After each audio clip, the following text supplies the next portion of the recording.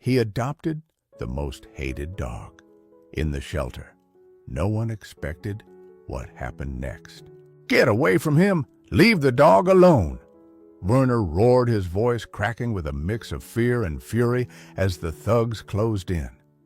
In the chaotic moments that followed, a quiet street corner transformed into a battlefield. An old man, a brave baker with a cast-iron skillet and a wounded dog named Storm, stood their ground against armed criminals. Just as a gun was pointed at the heroic dog, the piercing wail of police sirens cut through the rain-soaked air. To find out the stunning truth about Storm and what became of these unlikely heroes, subscribe to our channel, like this video, and listen to the full heart-stopping story. The hum was the first thing Dr. Eris Thorne noticed. Not the low, reassuring thrum of the ultrasound machine, but a discordant, high-frequency undertone that seemed to vibrate in his teeth. On the sterile steel table before him, the German shepherd lay in a deep, chemically induced sleep. It had been brought in an hour ago by a frantic old man suffering from a violent full-body seizure of unknown origin. Now, as Eris glided the transducer over the dog's shaved flank, the source of the hum became terrifyingly clear. On the monitor, nestled against the animal's 8th thoracic vertebra, was something impossible. It was not a tumor, not a cyst, not shrapnel. It was a perfect cylinder of a material his machine couldn't identify, about the size of a human thumb. It was clearly artificial, surgically implanted with a precision that bespoke immense skill. As he watched, a tiny rhythmic pulse of blue light emanated from its core, visible even through the monochrome grain of the ultrasound. "What in God's name?" Eris whispered, leaning closer. The moment he moved the transducer for a better angle, the device reacted. The blue light flared, and the low hum escalated into an audible whining buzz. The overhead fluorescent lights in the examination room flickered violently, strobing in perfect sync with the pulse on the screen. The dog, though deeply sedated, let out a pained whimper as its entire body convulsed with each flicker of light, a marionette dancing to an unseen electrical current. Eris snatched his hand back as if burned. The lights stabilized. The hum subsided. He stood frozen, his heart hammering against his ribs. He had treated dogs mauled by badgers, hit by cars, even one that had swallowed a string of Christmas lights. This was different. This felt alien. This was technology far beyond any veterinary or even human medical implant he had ever seen or read about. He glanced at the dog's intake form clipped to a board on the wall. The scrawled, shaky handwriting of the owner was a stark contrast to the cold, technological precision of the object inside his patient. Owner Arthur Finch. Dog's name Shadow. Eris looked from the form to the dog, then back to the ghostly, pulsating cylinder on the monitor. He was a vet. He fixed broken bones and cured infections. He wasn't equipped for this. A cold dread washed over him as he realized he had just stumbled into a world he didn't know existed, and the epicenter of it was lying unconscious on his examination table. Arthur Finch lived his life by the Dewey Decimal System. As a recently retired archivist, his world was one of quiet order, of categorized histories and alphabetized truths. His small stone cottage in the English countryside was a fortress of routine, a defense against the chaotic grief that had lingered since his wife Eleanor had passed away the year before. The silence she left behind was the loudest thing in the house, a constant ringing void that his books and meticulously tended garden could not fill. It was Eleanor who had always wanted a dog. Arthur's allergies had been his lifelong excuse, but now armed with modern antihistamines and a loneliness that had become a physical ache, he decided the time had come. The local shelter was a low, sad building perpetually underfunded and smelling of disinfectant and desperation. A weary manager named Clara showed him pens of yapping terriers and hopeful hounds, but Arthur's gaze was drawn to the back to a reinforced kennel set apart from the others. Inside, a large German shepherd lay on the concrete as still as a statue. Its black and tan coat was dull, marred by a tracery of old scars along its flank and muzzle. It didn't bark, it didn't pace. It just stared at the wall, a portrait of absolute desolation. A small card on the kennel door read, "Shadow. I wouldn't love Clara," said her voice gentle. "That one's broken." She explained that Shadow had been found 8 months prior wandering near the perimeter of the long decommissioned RAF Blackwood research base. He was unresponsive, unpredictable, and had bitten 2 volunteers who had pushed him too hard. He's not a pet, Mr. Finch. He's a ghost. No one's even come close to wanting him. Arthur saw none of that. He saw the proud set of the dog's head, the deep intelligence in its dark almond eyes. He saw a loneliness that mirrored his own.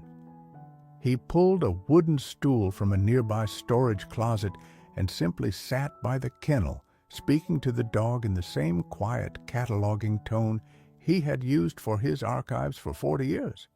He spoke of Eleanor, of the silence of the roses in his garden. For an hour there was no response. Then slowly the magnificent head lifted. The dog turned, and its eyes met Arthur's.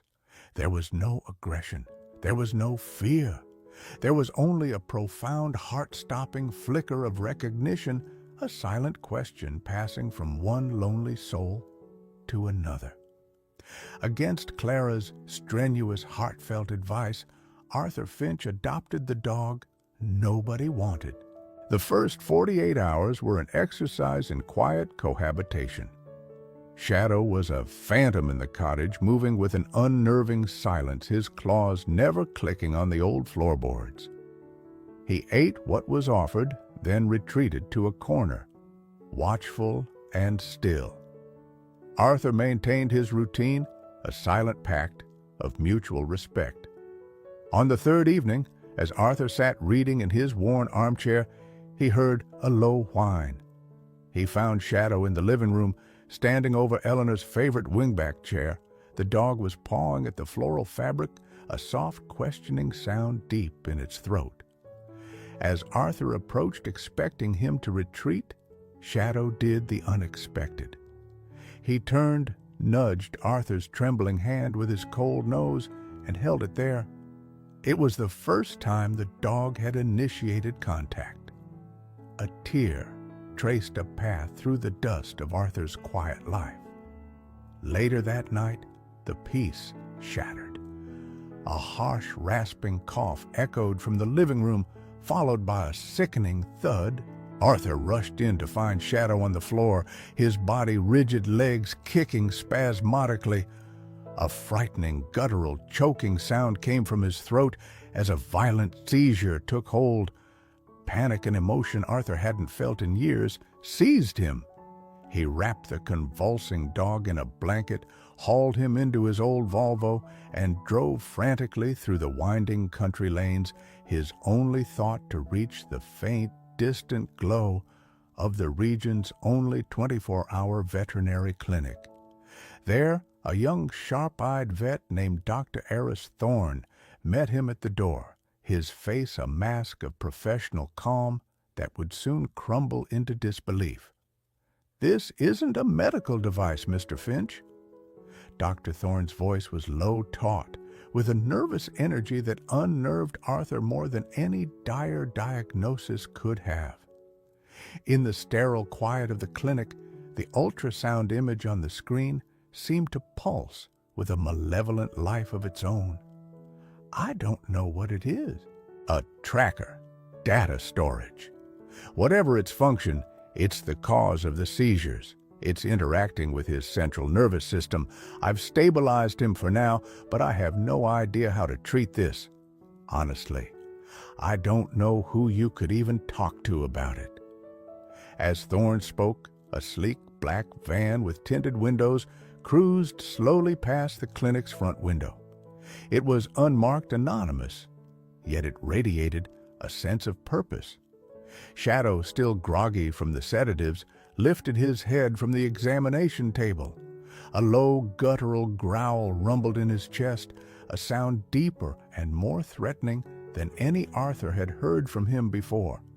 His eyes were fixed on the van until it disappeared down the road. Fear, cold and unfamiliar, pricked at Arthur's skin. He was a retired archivist. His life was about preserving the past, not navigating a dangerous present. He settled the bill, his hand shaking, and took Shadow home. The vet's bewildered face and the image of the black van burned into his mind. In the days that followed, Arthur began to see that Shadow was more than just a dog. His unique, unnerving training surfaced in small, startling ways. During a walk in the woods behind the cottage, a roe deer snapped a twig 50 yards away. Instantly, Shadow didn't bark or give chase. He dropped into a low, silent crouch, his head sweeping the terrain with a fluid, methodical scan of the perimeter that was chillingly professional.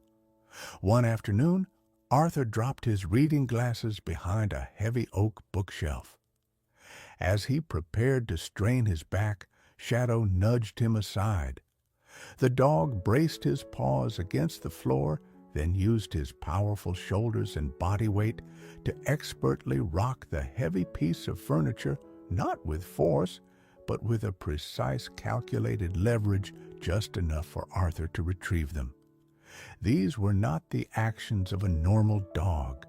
They were the practiced maneuvers of a highly trained operative.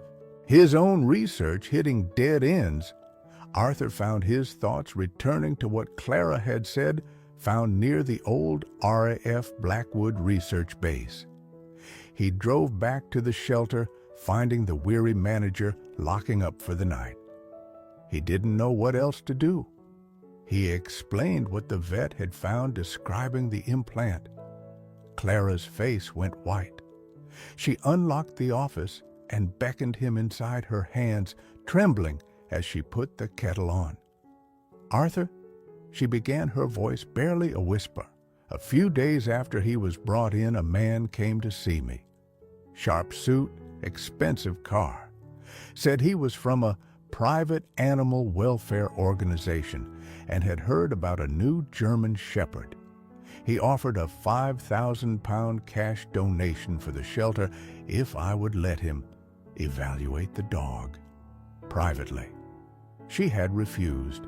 The man's eyes were cold, his questions too specific. It felt wrong. He wasn't a dog lover, Arthur. He was a predator. She took a deep breath and slid a local ordnance survey map across her desk, tapping a finger on a remote, fenced-off patch of woodland bordering the old base. "This is where the farmer found him. Maybe you'll find something there, but for God's sake, be careful." Arthur drove his Volvo down the narrow, hedge-lined lane, Shadow sitting silently, alertly in the passenger seat. The area was desolate, marked only by a rusted chain-link fence and a faded MOD property keep-out sign. As they got out to investigate a section of the fence that had been cut and pulled back, he heard the purr of a powerful engine. The black van from the clinic appeared, blocking the lane behind his car. Two men got out. They were not thugs. They were athletic, clean-cut, and moved with an unnerving, synchronized economy. Their leader, a man with pale, watchful eyes, gave a thin, humorless smile. "Mr. Finch," he said, his voice as calm and sterile as the vet's office. "A commendable effort. But this has gone on long enough. We're here to collect our property." He nodded toward Shadow. "Hand over the asset, and you can get back in your car and forget any of this ever happened." Arthur's heart hammered in his chest. He looked at Shadow, who had positioned himself squarely between Arthur and the men. His hackles raised, a low, constant growl vibrating through the damp air. "He is not property," Arthur said, his own voice a reedy tremor. "He is my dog."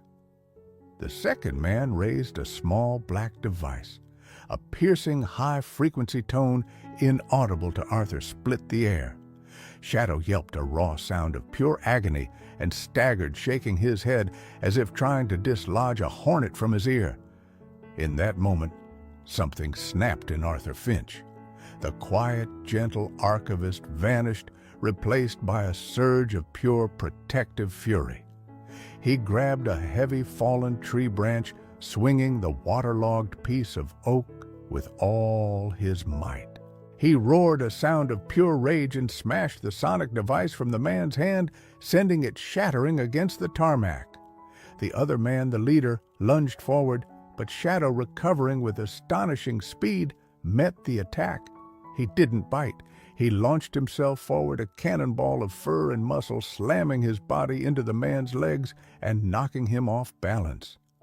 The first man, shaking his numbed hand, reached inside his jacket and pulled out a taser, its electric prongs sparking menacingly in the fading light. Before the man could aim the taser, the roar of a different engine tore through the standoff. A battered, mud-splattered Land Rover Defender hurtled down the lane, its horn blaring a frantic, continuous blast. The driver's side window was down, and Clara leaned out her face, a mask of grim determination. "Arthur, get in now!" she screamed. The two men were momentarily stunned by the sudden arrival of the cavalry. It was the only opening they would get. Arthur scrambled towards the Land Rover, calling for Shadow, who broke off his standoff and bounded after him. He threw open the passenger door, and dog and man tumbled inside. The men in black recovered, moving to block the Land Rover, but Clara was a woman who knew her vehicle. She wrenched the wheels, spun the tires in the muddy verge, and swerved through a wide, pre-existing gap in the dilapidated MOD fence, crashing through overgrown brush and onto the grounds of the abandoned base itself. The black van, too wide for the gap, screeched to a halt before giving chase along the perimeter, looking for another way in. I had a bad feeling Clara shouted over the engine's roar as she navigated the rutted tracks of the old base. "When you didn't answer your phone, I thought they might have found you, safe for the moment parked in the shadow of a crumbling Nissan hut." Clara turned off the engine, and the truth finally came out. "My father was a senior biotechnician here," she confessed, her knuckles white on the steering wheel. "This wasn't just a research base, Arthur. This was Project Aegis." The name meant nothing to Arthur, but the story she told chilled him to the bone.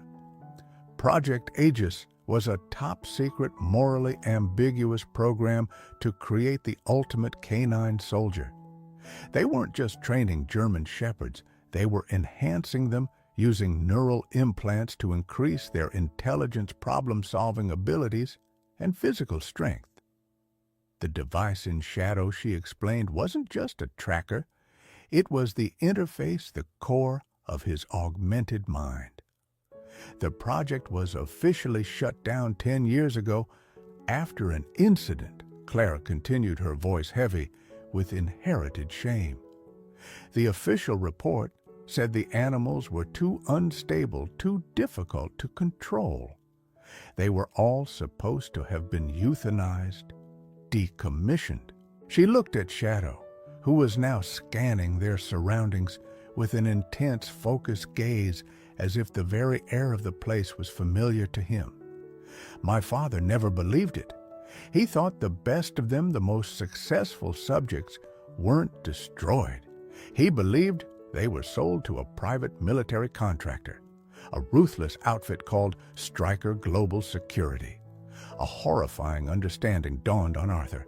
The men in black, the advanced technology. They don't just want the dog back, he said aloud. No, Clara affirmed grimly. He escaped from them.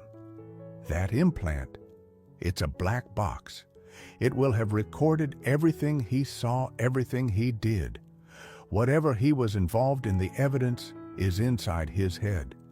They aren't trying to recover their property.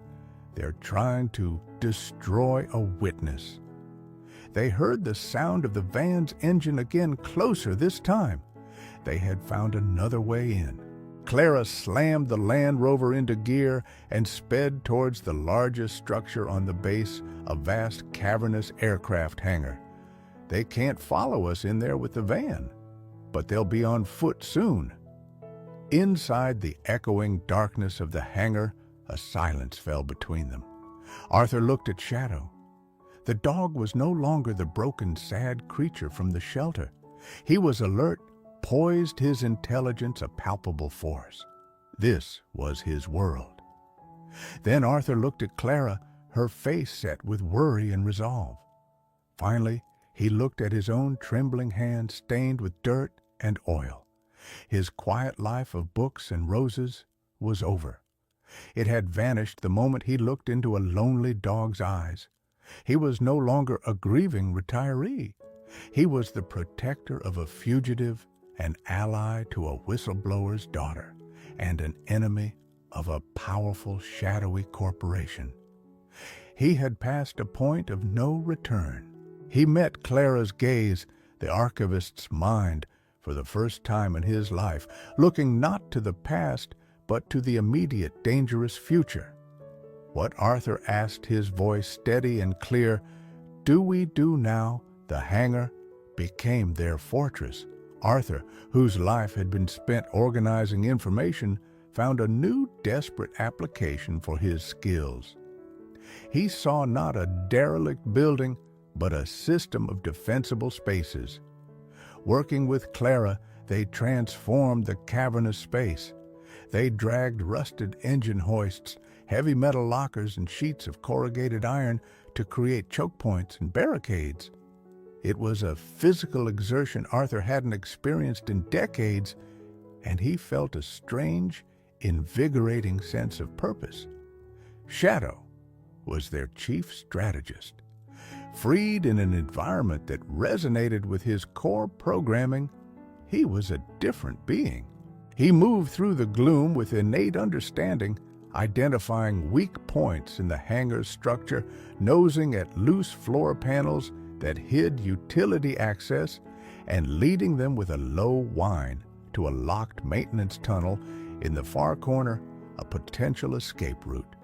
He was their guide, their guardian, their silent four-legged commander.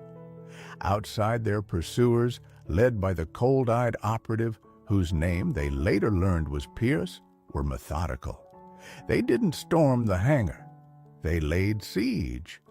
The first sign was the sudden death of the emergency lights, plunging them into a near-total darkness, broken only by the thin moonlight filtering through grimy upper windows. Then a voice amplified by a bullhorn echoed through the cavernous space. It was Pierce. "Clara Bennett," the voice boomed unnervingly calm. "We know who you are. We have your father's files, all of his questionable work for Project Aegis, his unsanctioned theories, his private logs. Surrender the asset, and his legacy remains intact. Resist, and the world will know him as a monster." The threat struck home. Arthur saw Clara flinch as if physically hit. This was no longer just about a dog. It was about her family, her father's name. The stakes had been brutally, personally raised. As the hours crept by in the cold and dark, a heavy despair began to settle on Arthur. He was 70 years old, a civilian armed with nothing but a newfound, terrified courage. He looked at Clara grimly, trying to figure out the mechanics of a flare gun she'd found in an old emergency kit. He looked at Shadow, who lay calmly at his feet, a warm, reassuring presence in the oppressive dark. Arthur thought of Eleanor, of his quiet life, and a wave of hopelessness washed over him. He had brought this danger upon them all. Maybe we should just give it to them, Clara? He whispered the words, tasting like ash. He's just a dog. We can't win this. Clara turned to him, her eyes fierce in the gloom. When my father knew they were shutting down the project, he wrote in his logs that Aegis had a fundamental flaw. The implants made the dog smarter, stronger, yes, but they also amplified their capacity for loyalty. They formed unbreakable singular bonds. That's why the project was deemed unstable. They wouldn't switch allegiance. She gestured to the dog at his feet. Shadow wasn't just found Arthur. He escaped, and he chose you. He trusts you. Are you going to prove him wrong? As she spoke, Shadow nudged his wet nose into Arthur's palm, a simple, profound gesture of faith. Something within Arthur, something he thought had died with Eleanor, rekindled. Resolve, hot and clear, burned away the despair. This was his bond to protect. And then a memory sparked. An engineer to the core, Eleanor had once been commissioned by a historical society to archive the original blueprints for the RAF Blackwood base. He had helped her for weeks, poring over schematics for power conduits and generator substations. He knew this place, not as a soldier, but as an archivist. The generator, he said, his voice alive with a sudden, desperate hope. There's an emergency generator in a sub-level control room. I know where it is. A plan audacious and terrifying began to form. They would use the maintenance tunnel Shadow had found. They would get to the control room, restore power, but not all of it. They would overload specific circuits, create diversions, chaos, and noise, and use the confusion to escape. Miles away, Dr. Eris Thorne, increasingly worried after his calls to Arthur went unanswered, made a choice. He pulled up the contact for a journalist he knew, a tenacious reporter who specialized in sniffing out scandals in the shadowy world of private defense contractors. I have something you might be interested in, Eris began. It starts with a dog. The hangar erupted into a symphony of controlled chaos. As Pierce and two of his team finally breached the main doors, moving with silent predatory confidence, they were met not with resistance, but with a calculated pandemonium.